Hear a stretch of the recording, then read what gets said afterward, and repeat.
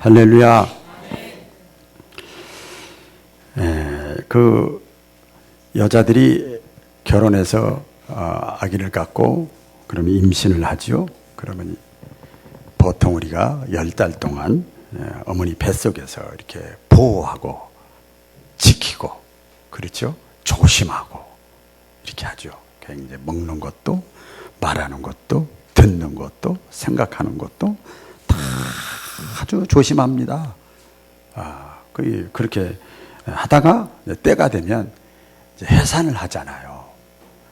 우리 저 3층에 저희 젊은 애기 엄마들은 잘 알 거예요. 해산을 하면 그냥 좀 시간 지나가면 잃어버리지만 그거 보통 괴로운 게 아니에요.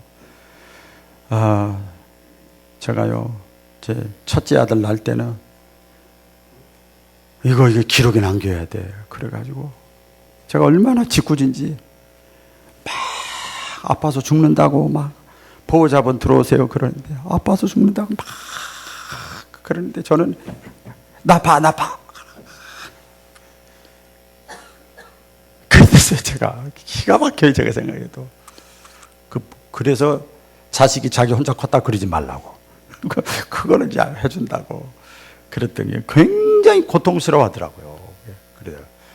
여러분 다 아시죠? 해산의 고통. 그래서 피를 흘리면서 자식을 낳습니다. 그래서 자식이 태어나면 태어나는 순간 그 자식이 인식을 하든 인식을 못하든 그 자식은 어머니 아버지에게 빚진 자요. 네? 10달 동안. 그리고 해산의 수고를 통해서 태어나는 순간 자기 의지와 상관없어. 머리를 따질 것 없어. 나는 어머니 아버지에게 사랑을 받은 사람이다. 못 느끼죠. 나중에 철들어야 느끼죠. 사랑에 빚진 자입니다. 그리고 또 성장하지요. 성장하는 과정 속에서도 보면 그냥 고기도 제대로 못 가누르고 먹는 것도 자는 것도 똥 싸는 것도 전부 손이 가야 돼. 그렇죠? 자식 하나 키우는 게 얼마나 힘들어요. 우리 여기 청년들 몇 사람 있는데 자기 진로 문제, 인생 문제, 결혼 문제, 뭐 이거 문제 그 스트레스 받는다고? 결혼해서 애기 낳아봐. 그건 아무것도 아니야. 아무것도 아니야. 저기서 새색시들이 웃고 있네다. 아무것도 아니야. 그거는 자기 걱정하는 거 누가 못해? 다른 사람 걱정까지. 자식을 키우는데요. 얼마나 손이 많이 가고 마음이 많이 가고 수고와 땀과 희생이 있는지 몰라요. 그러면서 자녀들이 성장을 해요. 그러니까 태어날 때도 그렇고 또 어느 정도 성장해서도 이 자녀들은 사랑에 빚진 자예요. 부모님에게. 우리 다 자녀 아닌 사람 없잖아요. 그렇죠? 태어났으니까. 같이 해볼까요? 나는 사랑에 빚진 자입니다. 그래서 그 어버이날 또 부르는 노래 있잖아요. 제가 오늘 노래는 컨디션상 안 하려고 그럽니다. 보면 나실 때 괴로움 다 잊으시고 기르실 때 밤낮으로 애쓰는 마음. 보세요.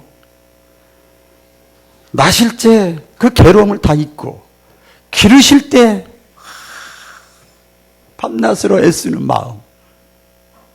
진자리 마른 자리 갈아두시며 손발이 다닳도록 고생하시네. 하늘 아래 그 무엇이 높다 하리요 어버이의 은혜는 사랑은 한이 없어라. 그래. 그 노래가 있잖아요. 그러니까 이 노래만이 아니라 그것이 마음속에 와닿는 자녀는 효도하는 거예요. 못 배웠어도 효도하고요. 가진 것이 없어도 효도하고요. 시간이 없어서도 효도하고요. 바빠도 효도하는 거예요. 효도하는 거예요. 그걸 마음에 딱 가지고 있는 사람은 그러지요. 그래서 제가 얼마 전에 그런 저기 받았어요. 자식이 자기 생일인데 오히려 저한테 감사하다고 그러더라고요. 왜 감사하냐? 낳아줘서 감사하대. 제대로 된 거지. 그렇잖아요. 부모에게 감사하는 거예요. 영적으로도 여러분 마찬가지예요. 제가 인간적인 얘기를 했는데요. 제가 사실 이것을 이번에 병원에서 깨달은 거예요. 병원에서. 그대로 지금 말씀 전하는 거예요. 영적으로도 마찬가지입니다. 내가 중생했다. 중생이 뭐지요? 예수 받아들였다. 구원자로. 하나님의 아들로. 나를 위해 죽으신 분으로 내가 받아들였다. 수용했다. 믿었다. 동의했다. 이게 중생이에요. 할렐루야. 중생. 내가 예수님을 받아들였다. 믿었다. 그래서 내가 구원받고 하나님의 자녀가 됐다. 내가 예수님을 받아들이고 믿는 순간 하나님의 사랑이 예수 그리스도의 십자가를 통해서 나에게 와 닿은 거예요. 그러니까 중생하고 예수님을 내가 받아들일 때 막 울잖아. 막 고맙고 감사해서 막 울잖아요. 그게 거듭나는 거예요. 여러분 거듭나야 돼요. 중생해야 돼요. 근데 그게 내 마음대로 안 되죠. 그게 내 마음대로 안 되죠. 그런데 요한복음 1장 12절에 보면요. 영접하는 자, 그 이름을 믿는 자들에게는 영접하는 자, 그 이름이 예수님의 이름을 믿는 자에게는 하나님의 자녀가 되는 권세와 특권을 주셨으리 그랬어요. 할렐루야. 그러니까 내가 하나님의 자녀가 되는 거야. 그러니까 예수님을 영접하는 마음이 생겨져 가지고 내가 하나님의 자녀가 되는 그 순간, 자녀가 되는 순간 내가 지금 거기까지 못 깨달아. 입이 중생하고 응애하고 태어난 애들이 엄마 아빠 사랑 알아요? 몰라요. 몰라. 그런데 그 순간부터 자기는 원치는 원치 않든 하나님께, 우리 예수님께 사랑의 빛을 진 자예요. 믿으시면 아멘. 사랑의 빛을 진 자입니다. 더 나아가서 보면 그 믿음조차도 에베소 2장 8절 9절 이하의 말씀에 보면 그 예수님이, 하나님의 아들 예수님이 나를 죄를 위해서 죽으셨다는 사실이 내가 그 믿어지는 그 믿음조차도 누가 줬느냐? 하나님이 줬대요. 할렐루야. 이런 공부 많이 해서 댕기는 거 아니에요. 교회 뭐 오래 다니다가 직분 따면은 뭐 예수님 믿어지는 거 절대 아닙니다. 더 극단적으로 말해볼까요? 신학교를 나와도 예수 안 믿는 사람 많아요. 여러분, 겉을 보고 모릅니다. 에베소 2장 8절 9절 말씀이 뭐라고 그랬어요? 너희가 그 은혜를 인하여 믿음으로 말미암아 구원을 얻었나니, 예수 믿게 되었나니, 하나님의 자녀가 되었나니, 이것이 너희에게서 난 것이 아니요 믿음으로 말미암아 하나님의 은혜로 주신 선물이라 그랬어요. 그러니까 하나님의 은혜야. 믿음이 주어지는 것도 하나님의 은혜야. 그러니까 믿음 내가 있다고, 예수님 내가 만난 체험이 있다고 자랑할 게 아니야. 내가 하나님께 선물 받았으니까 선물 받은 값을 해야 돼요. 값을. 그렇잖아요? 값을 해야죠. 내 행위, 자격, 공로 하나도 없는데 예수가 믿어지는 사람은 오늘 말씀과 비교하면 사랑의 빚진 자예요. 은혜의 빚진 자예요. 그래서 그것이 깨달아지는 사람은 내가 30년 믿었고 10년 믿었고 그나마 상관없어요. 그것이 지금이라도 깨달아지는 사람은 어떻게 하면 내가 그 은혜를 갚을까? 어떻게 하면 내가 보답할까? 어떻게 하면 내가 사랑을 내가 다시 보답하며 살아갈까? 돈으로, 권력으로, 건강으로, 젊음으로, 직분으로, 경험으로, 재능으로, 달란트로 할까? 뭘로 할까?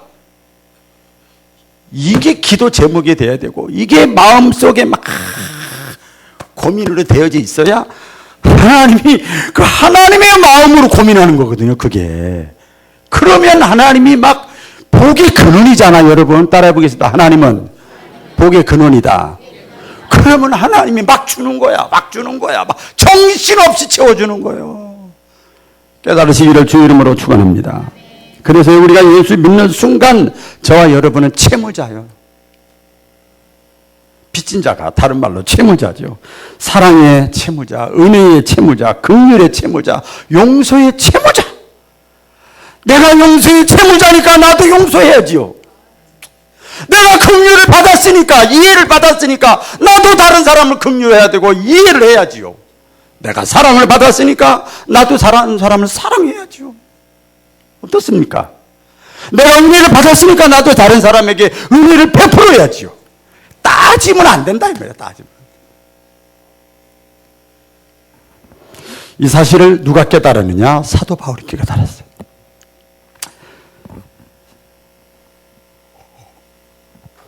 사도 바울이 이걸 깨닫고 갈라디아서 2장 20절에 자기 삶의 목적을 분명히 정했어요. 방향을.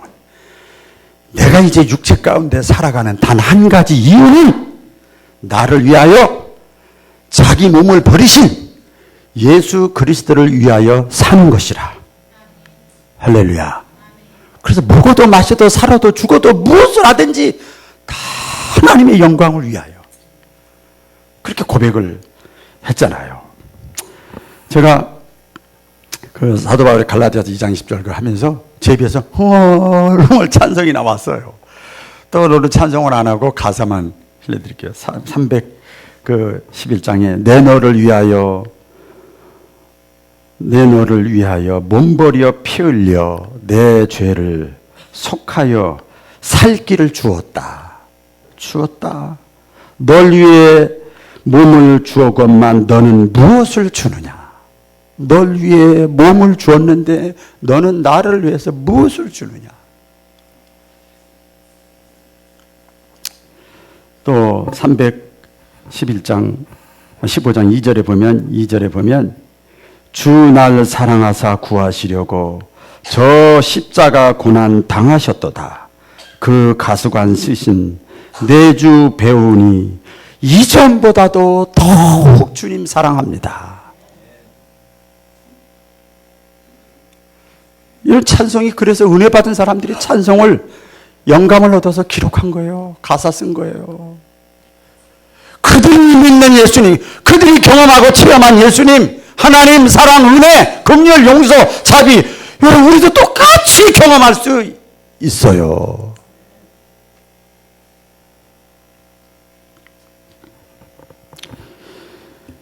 그래서 신자라고 하는 것은요, 하나님께 받은 은혜와 사랑이 있는 사람이 신자예요. 교회 나오셨어요? 등록하세요? 기도하고 축하해요. 이건 신자 아니에요. 이건 교인이야, 교인. 우리 헌법에도 나와 있어요. 교인이야, 교인. 큰 교회는요, 최소 6개월, 더 큰 교회는 1년 이상 성경 공부를 해야 등록을 시킵니다. 그냥 교인 안 시켜요. 그런데 그렇게 안 하고도 왔으니 우리는 엄청나게 수지 맞은 거예요. 기회를 놓치지 않기를 주의 이름으로 축원합니다. 그렇잖아요. 하나님께 받은 은혜와 사랑이 있는 사람이에요. 육신적으로도 은혜와 사랑을 받고 영적으로도 은혜와 사랑을 받은 사람입니다. 그래서 어떤 은혜든 어떤 사랑이든지 간에 그 은혜를 깨달은 사람이 복 있는 사람이에요. 할렐루야. 뭐든지요, 깨달은 사람이 역사를 일으키는 거예요. 창조적인 아이디어가 나오는 거예요. 그 사람을 통해서 하나님이 일하시는 거예요. 이 세상도 역시 마찬가지죠. 하나님이 여기서 말씀합니다. 성경 여기저기서 사람들을 통해서 말씀해요. 은혜를 모르는 사람들은, 하나님의 사랑과 은혜를 모르고 살아가는 사람들은 짐승만도 못하다 그랬어요. 그러니까 이게 무슨 말이에요? 사람도 아니라는 거예요. 사람이 종기에 처한 하나님의 은혜와 사랑을 받았는데도 그것을 깨닫지 못하고 살아가는 사람은 일반인들과 같이, 일반 범인들과 같이, 동식물리 동물들과 같이 살아갈 수밖에 없다. 그건 어리석은 거다. 그렇게 말씀해요. 자, 그러면 여러분 하나님의 은혜와 사랑을 깨달아야 될 줄로 믿습니다. 오늘 말씀을 드리면서 다 깨달아지는 은혜가 임하기를 바랍니다. 언제 하나님의 은혜와 사랑을 우리가 깨달을 수 있는가? 제가 또 묵상을 하면서 보니까 저 이번에 병원에서 은혜 많이 받았거든요. 맨날 은혜만 끼치는데 저도 은혜 받아야지요. 근데 하나님이 그렇게 은혜를 주시더라고요. 그런데요, 언제 내가 하나님의 은혜와 사랑을 깨닫는가? 이겁니다. 여러분, 내 전의 나의 삶, 과거의 나의 삶, 과거의 나를 돌아보고 지금의 나를 바라볼 때 이렇게 비교하면 하나님의 은혜와 사랑이 깨달아져요. 할렐루야. 깨달아집니다. 우리 성경에 보면 나옵니다. 원래 우리가 어떤 사람들이었는가 보면 나옵니다. 성경에 보면 쓰임받은 사람들, 또 복받은 사람들. 쓰임만 하면 여러분 좀 마음에 안 나는 것 같아요. 복받은 사람들, 잘된 사람들, 기적을 경험한 사람들, 그 사람들의 그 인물들도 보면은요, 과거에는 다 형편없던 사람들이에요. 자, 대표적으로 제가 소개하면 뭐 비유도 있고 인물도 있고 사건도 있습니다만은 1만 달란트 빚진 자와 같은 삶. 이거 예수님의 비유의 말씀인데, 이건 뭐냐면 과거에는 1만 달란트 빚진 자와 같은 삶이에요. 그게 뭐냐면 죄를 얘기하는 거예요. 죄 문제를 내가 해결할 수가 없어. 배워도 멋있게 꾸며도 죄 문제 해결이 안 돼. 공부해도 죄 문제 해결이 안 돼. 집을 사도 자동차를 사도 결혼을 해도 취직을 해도 죄 문제 해결이 안 되는 거예요. 내가 해결할 수가 없어. 평생 애를 써도 안 돼. 그 1만 달란트 빚진 자, 평생 갚아도 갚을 수 없는 죄를 탕감해 준다는 거예요. 할렐루야. 탕감해 주는 거예요. 내가 생각해도 나를 용서할 수가 없어. 여러분 여기 이렇게 앉아 있지만 사실은 가족, 부부, 형제, 이웃 가운데 진짜 저 사람이 나의 속을 알면, 나가 그렇게 했다는 걸 알면 아마 저 사람 나 쳐다보지도 않을 거야. 이런 사람 많을 거예요. 많을 거예요. 그런데 과거에 그랬던 사람 다 탕감해주고 하나님이 사용하셔요. 배은망덕한 탕자, 아버지한테 그렇게 사랑을 많이 받고, 그렇죠? 그렇게 사랑을 많이 받았어. 음으로 양으로 동서남북 사방팔방으로 해서 그렇게 사랑을 받았는데 자기가 머리가 컸다 이거요. 그래서 자기 분깃을 미리 달라고. 정당한 요구지. 그게 뭐 잘못됐어요? 정당하지. 그런데 그걸 몰라. 배은망덕한 거예요. 배은망덕한 거예요. 그래서 탕자가 나중에 돌아오긴 오잖아요. 탕자 같은 사람. 자기 욕심만 챙기고 사랑과 선행으로 잘 대접을 받았는데 자기 욕심만 지금도 막 챙기는 사람이 있어. 주님 앞에 가까이 와라. 예배당에 가까이 와라. 기도의 자리에 가까이 해라. 안 가. 자기 막 밖에서 즐겁게 재밌거든, 좋거든, 뭐 조금 막 생기거든. 이거 탕자요, 여러분. 베드로 같은 사람 아시잖아요. 배신자요. 배신자요. 수년간 정말 형제처럼 아끼고 사랑했던 이 예수님의 사랑을 받았지만 조그만 위협 앞에서 예수님 부인하고 저주하고 배신 때리잖아요. 과거에 그랬기 때문에 베드로가 그걸 알아. 그걸 체험한 거예요. 깨달은 거예요. 요나도 마찬가지입니다. 구약에 불순종이요. 여러분, 오늘 한국계 어떤 뭐 이번에 교회 성장 연구소 보니까 90%가 요나래요. 나 그래서 깜짝 놀라서 많이 묵상하고 보니까 나도 요나 중에 많이 포함되는구나. 하나님의 말씀은 떨어지는데, 성령의 감동은 오는데, 머리로는 다 알겠는데 내 스타일대로 내가 신앙생활을 다 요나래. 불순종했던 요나. 자기 편한 대로. 다윗 간음하고 살인하고 음란죄를 짓고, 겉으로는 다 믿음 좋은 것 같지요. 여러분 속지 마세요. 많이 옆에 권사님 집사님 모시고 이렇게 가지고 저 사람 알고 아멘 지요 이렇게 하면 저 사람 믿음 좋다. 절대 넘어가지 마. 그거 안 하는 것보다 하는 게 낫겠지만. 그런데 누가 알았어? 그 속을. 음란죄 살인죄를 다윗이 과거에 그랬던 사람, 탐욕이 가득했던 사람. 야곱이지요. 그냥 물질 앞에서, 자기 이익 앞에서, 이해관계 앞에서 형제도 자매도 친척도 아버지도 형도 필요 없어. 요새는 그런 시대 같아. 과거에 그랬던 야곱이었잖아요. 좌우편의 강도 같은 사람, 평생 남에게 해를 끼치고 마음이 아프게 하고 막 죽이고 억울하게 만들고. 여러분, 나는 아무렇지도 않게 말하고 행동하고 축tuk했는데 그 사람에겐 비수가 되고 가슴을 찔리는 것들이 얼마나 많은 줄 아세요? 여러분, 하나님이 다 회개시켜요. 이번 다니엘 기도의 때를 보니까 다 회개시켜요. 그게 풀어져야, 걷어져야 하나님이 도우신 역사가 나타나요. 그 철저하게 해부하고 하나님이 그러시잖아요. 모세처럼 교만한, 모세도 얼마나 교만했어요. 40세고 젊지요, 스펙 있지요, 배운 거 많지요, 배경 좋지요. 그것 가지고 하려고 했지만 그게 교만이야. 하나님보다 자기 자신을 더 의지했어요. 여러분 우리가 나와서 찬양하고 손드는 거 하나님께 항복했다는 거예요. 할렐루야. 그럼 하나님께 항복하면 온전히 항복하려고 애를 써야 돼. 그러면 하나님이 도와주려고 애를 쓰는 거야. 아까 그 성시 교독에 보니까 여호와는 말을 잘하고 힘이 세다고 그래서 좋아하지 않고 여호와 하나님을 의지하는 자를 기뻐하시느니라. 사도 바울도 마찬가지입니다. 과거에는 어떤 사람이에요? 핍박자였지요. 그런데 이 핍박도요, 여러분, 이게 그때 당시 사도 바울은 핍박하면서도 어떻게 한 줄 아세요? 내가 뭘 잘못했어? 내가 뭘 잘못했어? 율법대로, 내가 배운 대로. 자기의 잘못된 신앙, 지식, 체험이 진리인 양, 예수님을 통해서 하나님의 말씀이 떨어지는데도, 관계성에서 하나님의 말씀이 떨어지는데도 상관없어. 이 과거에 이랬던 사람들이었어요. 이랬던 사람들을 하나님은 그래도 변화시키셔서 긍휼을 베푸셔서 사랑을 주셔서 은혜를 주셔서 용서해 주셔서 하나님은 그들을 사용하시고 복을 주셔요.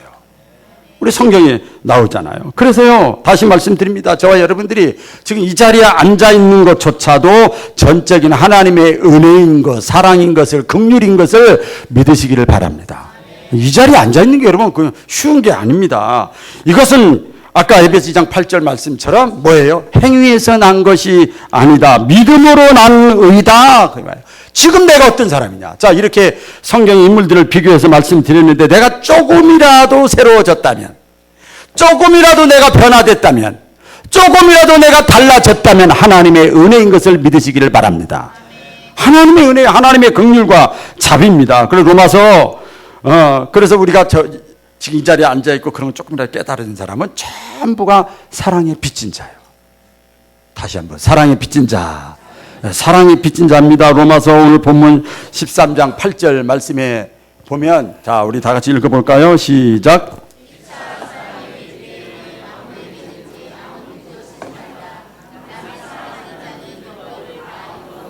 예, 사랑의 빚에 대해서 나와요. 사랑의 빚. 여러분, 하나님께 우리가 어떤 사랑을 받았는가? 사랑의 빚을. 하나님께 사랑의 빚을 받았어요. 자, 보세요. 여기 13장 시편 8절로 14절 길게 있죠? 또 빨리 또 읽어보겠습니다. 시작. 자비로우시며 은혜로우시며 노하기를 더디하시며 인자하심이 풍부하시도다. 항상 경책지 아니하시며 너를 영원히 품지 아니하시리로다. 우리의 죄를 따라 처치하지 아니하시며 우리의 죄악을 따라 갚지 아니하셨으니 이는 하늘이 땅에서 높음같이 그를 경외하는 자에게 그 인자하심이 크심이로다. 동이 서에서 먼 것 같이 우리 죄가를 우리에게서 멀리 옮기셨으며 아비가 자식을 불쌍히 여김같이 저께서 자기를 경외하는 자를 불쌍히 여기시나니 이는 저가 우리의 체질을 아시며 우리가 진토임을 기억하심이로다. 아멘. 이런 사랑을 받았어요. 이걸 사랑에 빚진 자요 다. 하나님이 원칙대로 해가지고는 우린 다 끝났어. 깨닫기를 축원합니다. 언제 하나님의 은혜와 사랑을 받았는가? 여기 보면 구약과 신약에 다들 보면 아까 그 사람들 봤습니다만 허물과 죄로 죄 가운데서 살아갈 때 사도 바울의 고백대로 하면 내가 아직 죄인 되었을 때에, 내가 망나니였을 때에, 내가 형편없는 사람이었을 때에 하나님은 우리를 찾아오시고 사랑하시고 동이 서에서 먼 것 같이 멀리 하시고 하늘이 땅에서 높은 같이 멀리 하시고 아비가 자식을 불쌍히 여긴 같이 불쌍히 여겨주는 거예요.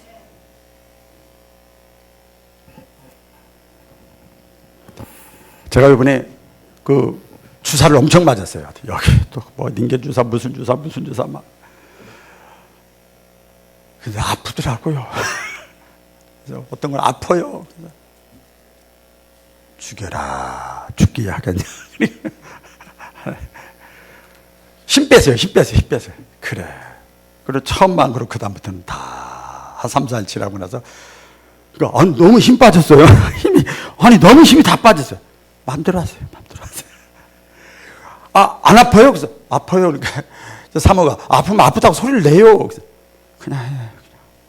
엄청나게 아파. 이 실핏줄이 약해가지고 2번, 3번 찔렀어. 얼마나 그게 또 찔르고 또 길게 집어넣어서 빡 집어넣고 가는데요. 우리의 잘못, 허물, 죄악을 그대로 갚지 아니하시고 그대로 다 그냥 주님이 다 받아주셔. 할렐루야. 여러분, 우리가 교회 다니면서, 우리 교회 다니잖아요.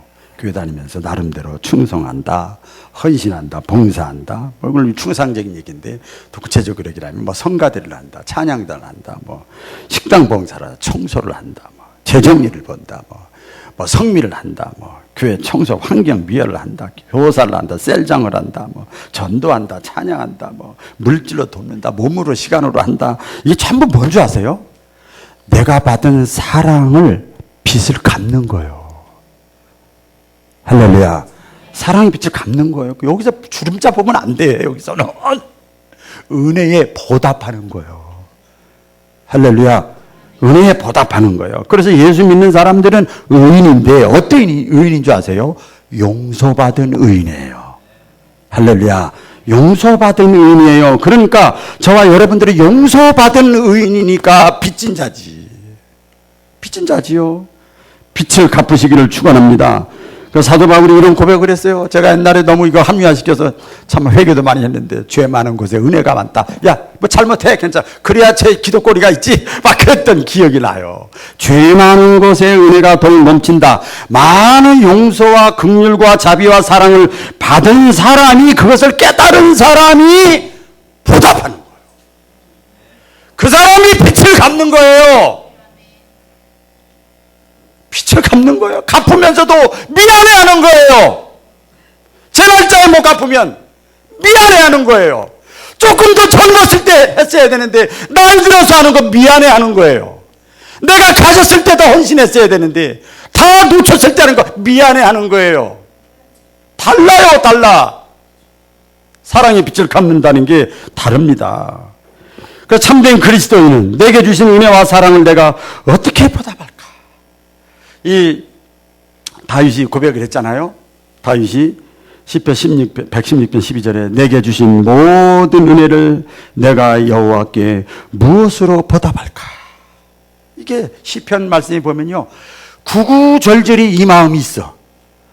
다윗의 마음속에 내가 이 음란죄를 짓고 살인죄를 짓고 이랬던 사람인데 그 은혜를 받았는데, 그리고 왕까지 됐는데 내가 은혜를 어떻게 갚을까?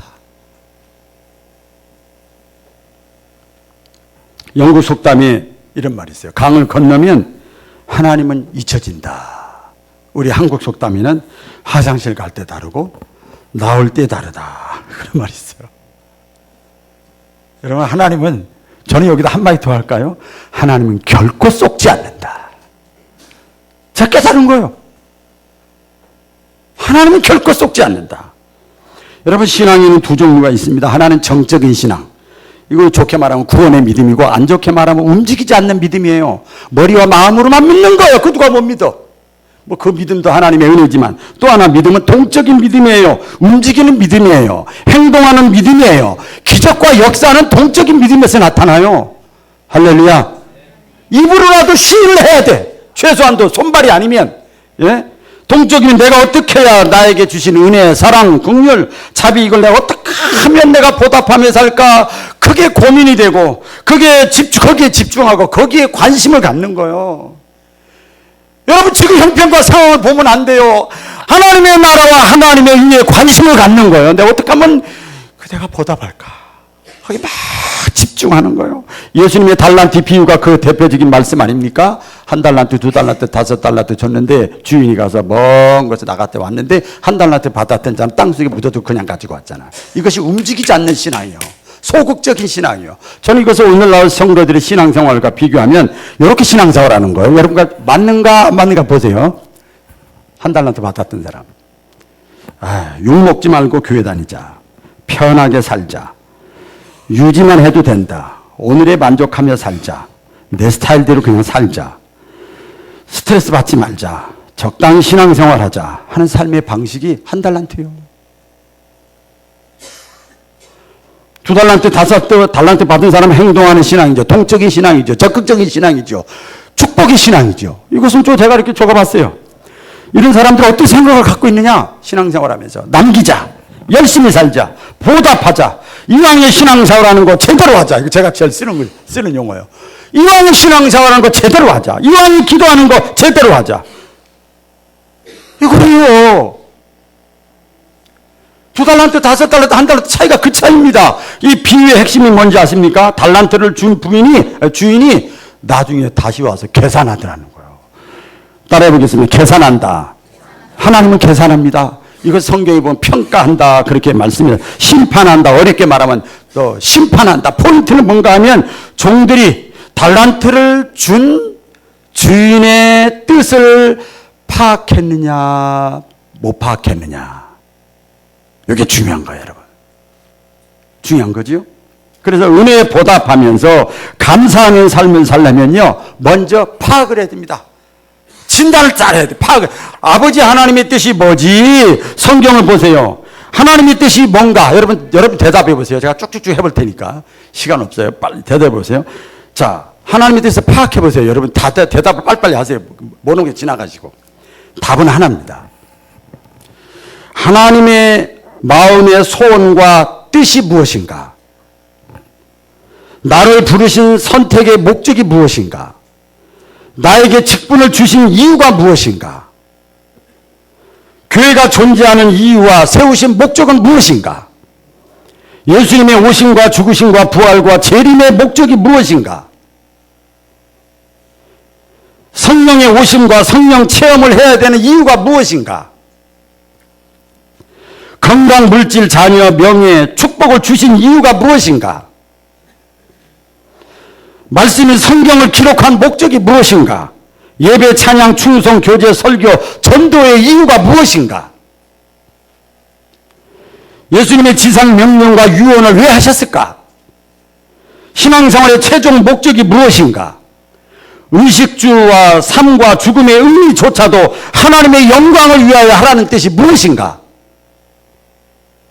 먼저 하나님의 나라와 의를 구하라는 뜻의 의미가 무엇인가? 육체를 가지고 세상에서 사는 목적이 무엇인가? 내 몸에서 그리스도를 존귀케 되기를 원한다는 뜻이 무엇인가? 너희의 구원을 이루어 나가라는 뜻이 무엇인가? 세상에서 소금과 빛으로 살라는 뜻이 무엇인가? 자기를 부인하고 자기 십자가를 지고 예수를 따르라는 목적이 무엇인가? 원수까지도 사랑하는 이유가 무엇인가? 끝없이 많아요.